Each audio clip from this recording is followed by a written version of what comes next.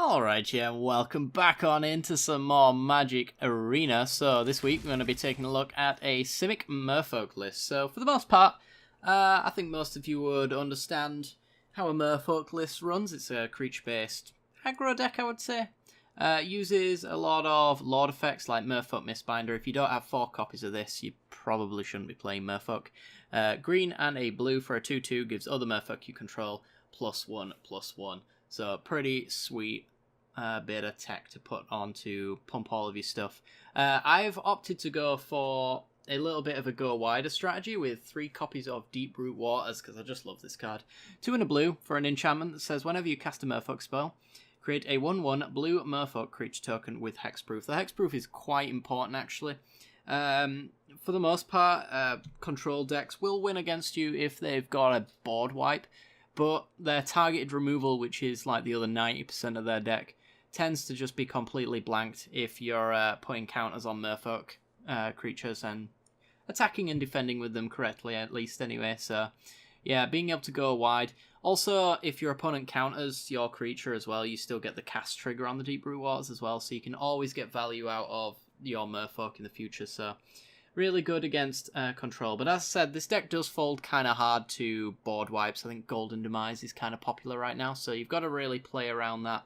Getting a counter on your Mistbinder, for example, to make it a 3/3 in order to blank at least the board wipe, to force them to have at least 2 cards to answer your board state is pretty crucial if you know what matchup you're coming up against.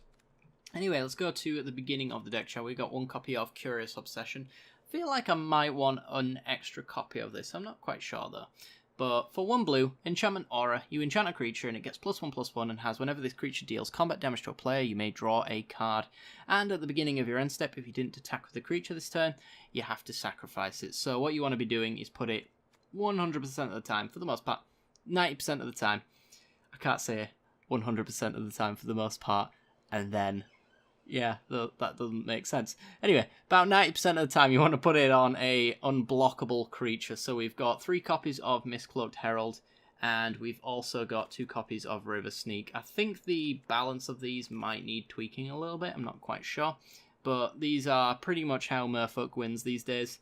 Especially in the mirror matches, it's pretty much down to who gets their unblockable creature down first and who can pump theirs up faster. That usually determines who ends up winning this kind of matchup. So, sticking Curious Obsession on an unblockable creature just means you're drawing 2 cards per turn, which is pretty sweet. To protect our creatures, we've got 2 copies of Dive Down, 1 blue for an instant speed. Target creature gets +0/+3 and gains hexproof until the end of the turn. So it's not. It will kind of protect you against the board wipe. If you put your Mistbinder, if you put a Dive Down on that, it'll protect it from being wiped out by a Golden Demise, but the rest of your team will go down probably. But the Mistbinder might be the only thing keeping the rest of your board from actually dying, so this can occasionally be board wipe protection, but for the most part it's just against targeted removal of things that aren't hexproof, so maybe your Herald that actually has a Curious Obsession attached to it or something like that. Next we got 2 copies of Spell Pierce. Yet again, to play around the control matchups, the non-creature spells and things like that. So for 1 blue, you get to counter a non-creature spell unless your controller pays 2. So if our opponent wants to wipe our board on 3 and we have a Spell Pierce, it's just not going to happen. And then we get to continue the aggro beatdown, which is pretty sweet. It is kind of easy to play around though, so it's not going to be too effective most of the time.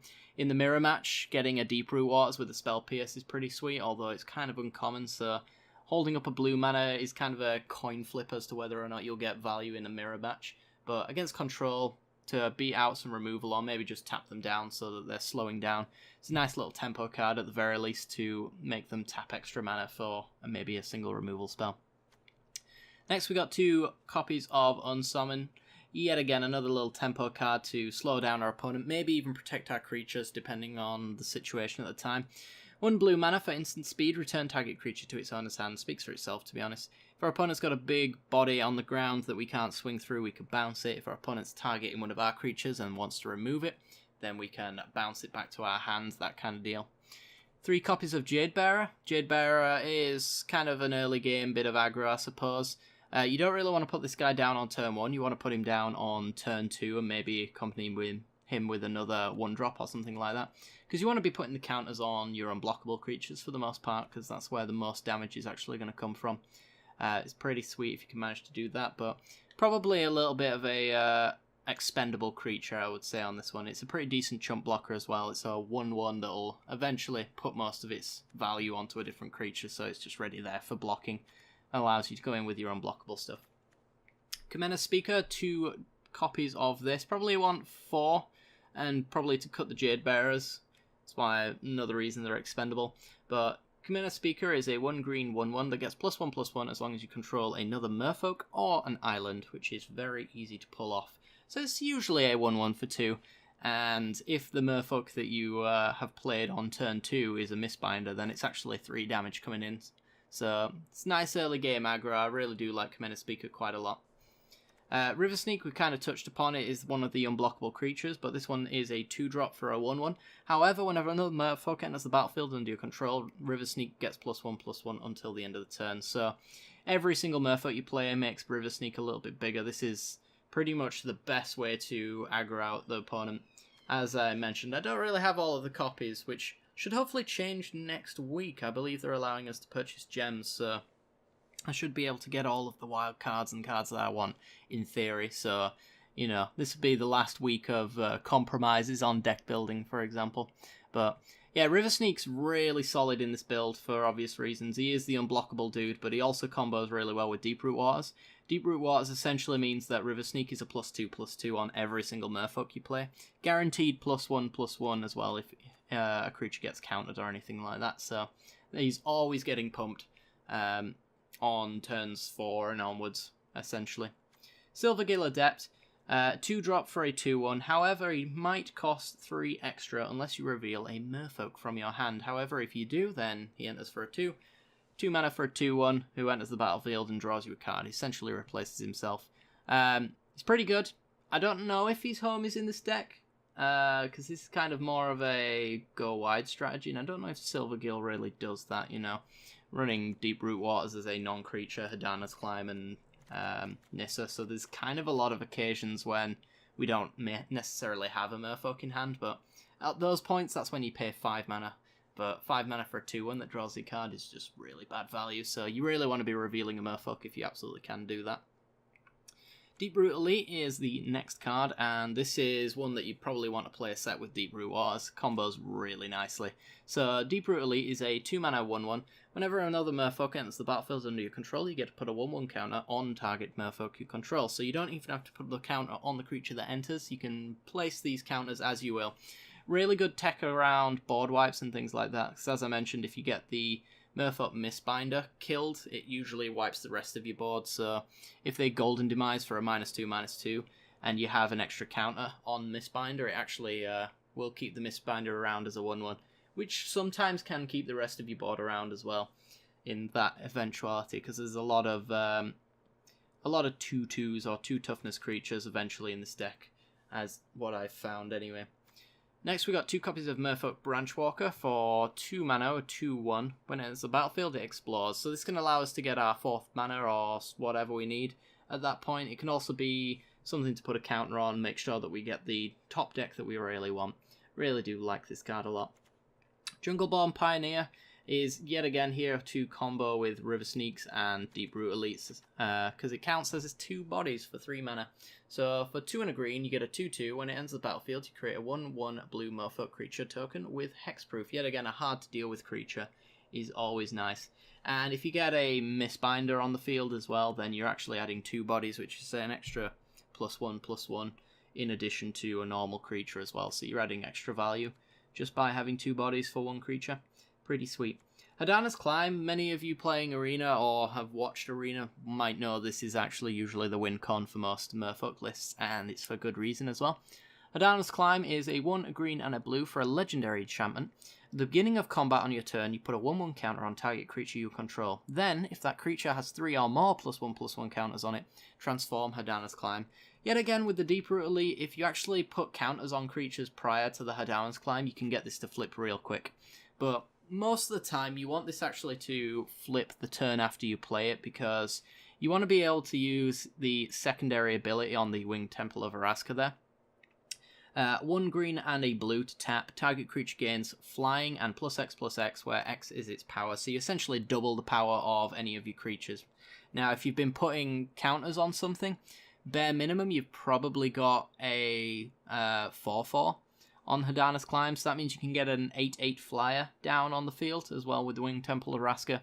Usually enough to close out the game as well, based on the amount of unblockable hits that you've been getting in with your Mistcloaked Heralds and your River Sneaks. That kind of deal. Speaking of unblockable things and things that combo with them, Seafloor Oracle, 2 copies of this. I think 2 copies is a sweet spot for any deck. I really do like this card though. So 4 mana, 2 and 2 blue for a 2/3 Merfolk. Whenever a Merfolk you control deals combat damage to a player, draw a card. So for every single creature that deals combat on that turn, you get to draw a card. Now we're running a lot of unblockable creatures, which means you can essentially, with the Seafloor Oracle, you can attach a little bit of flavoured text to the bottom of each of these cards that actually just says whenever it deals combat damage, draw a card, because it's going to happen quite a lot. So getting all of your unblockable creatures in there to just start refilling your hand is insanely good. So I really do love Seafloor Oracle. Speaking of other game enders as well, Tempest Caller for 2 and 2 blue for a 2/3. This is another way to end out the game as well. If your opponent has clogged up the board for a little while, and maybe you've been adding to the board as well with your Deeproot Waters and you've just been misbinding but can't quite get through all of those big booty dinos or anything like that, Tempest Caller is the way to do it. It gets around any kind of targeting or anything like that, and vigilance. Whenever Tempest Caller enters the battlefield, tap all creatures target opponent controls. So you completely tap out the board. It's like they have no creatures at all. You swing on through, and as long as they don't have a Settle the Wreckage, you're probably golden. So really solid stuff. I think yet again another 2 copies of this is probably where you want it, because you only really need this as the final play for the game. You don't really want it midway through the game, I wouldn't say, because you're running a lot of unblockable creatures for the most part. So early game, this isn't really going to make too much impact, but when you've actually added a lot of blockable Merfolk to the list, then being able to swing through with them to finish off, get those final few points in, is really nice. Finally, we've got 2 copies of Nyssa, Steward of Elements. It's pretty much the reason why I wanted to run Merfolk. I wanted to find a list where this wanted to go in. I didn't really want to put it in a Simic ramp deck, because I kind of want the Bounty of the Luxes. Wouldn't mind a playset of them or something like that. Until then, I think Nyssa, Steward of Elements goes reasonably well in a Merfolk list, actually. So for X, green and a blue, where X is the amount of mana you feel like paying, she's essentially a 3 mana Planeswalker. You can get her down on turn 3. If you get her down on turn 8, so yet again, if the board's been clogged for long enough and you cast her for 8, you can actually get 6 counters on her. I keep forgetting I can't go like that. You can get 6 counters on her, and then you can ultimate her immediately.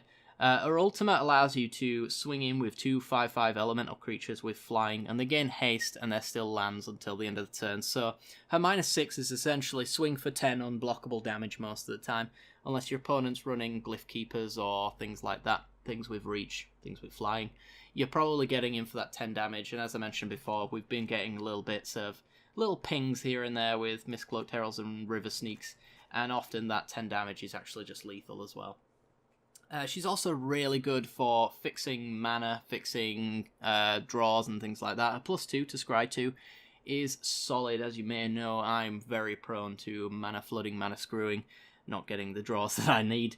Nyssa really helps out with that. Scrying 2 essentially means if you want to leave both on top, you can order them in such a way that you can actually use her 0, and the second card in that Scry 2 can be used on the 0. So look at the top card of your library. If it's a land card or a creature card with converted mana cost less than or equal to the number of loyalty counters on Nyssa, Steward of Elements, you may put that card onto the battlefield. So as you can see, your top end is at 4, so if you get it down on 6 for 6 mana, you can actually pretty much cast anything in your deck. I don't think there's anything she really doesn't hit. I think maybe Deeproot Waters and Adonis Climbs are about the only thing she doesn't hit in the deck. So, unsummons, Spell Pierces, and Dives Down. So I suppose there's a few things that she doesn't hit there, but you know, I think you're always happy to see a few of those cards anyway. But yeah, if you manage to 0 her, you can maybe even set up the top of your deck so that you get a Mistbinder to 0 in, so you can actually just like Lord out of nowhere, play another Lord, swing through with your entire crew, cheat on mana essentially with Nyssa. She's really good for that kind of thing. So that's essentially the deck, guys. We'll go on to the mana. It's a little bit finicky. I think the mana is the main problem with this deck at the moment. It needs Hinterland Harbours, which are coming out in Dominaria. Right now, essentially, we're working with Woodland Streams as our dual manas, which come into play on tapped. She's not ideal for the amount of 1-drops that we run, but we really do need the dual colours, because if we get a green mana on turn 1 and we've only got Mistcloaked Heralds, it really sucks. We do have 3 copies of Unclaimed Territory, which allows us to add any mana of colour for the chosen creature type, which is obviously Merfolk.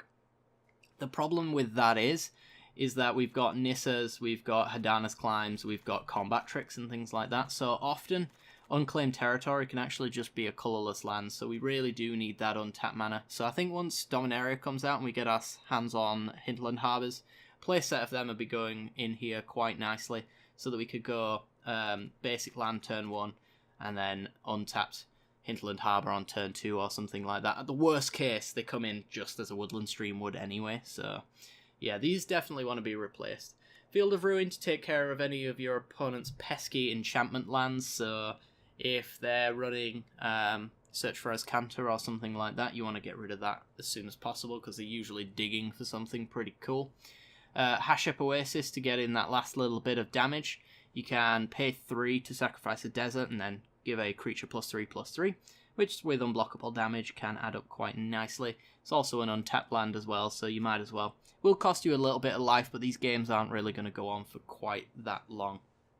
And essentially 5 forests and 8 islands. We run a lot of double blues, so the early game as well is very blue focused. So that's pretty much why the skew is in this direction. I feel like it's the best combo of lands, but I do really want some module lands, so like this island will come out for a 4th Hinterland Harbour or something like that, just to smooth out the draws. But anyway, guys, that's going to do it for the deck. If you want to check out the matches, there'll be a link in the description below. There'll be an end card that'll take you straight to those matches. If you enjoyed the video, share the video. If you like the deck and you want to share it with a friend who might enjoy the merfolky fishy smell, who knows? If you want to do that, you could also hit the little bell icon, subscribe, all that jazz. Anyway, guys, I do hope you've enjoyed, and I'll see you next time. Bye-bye.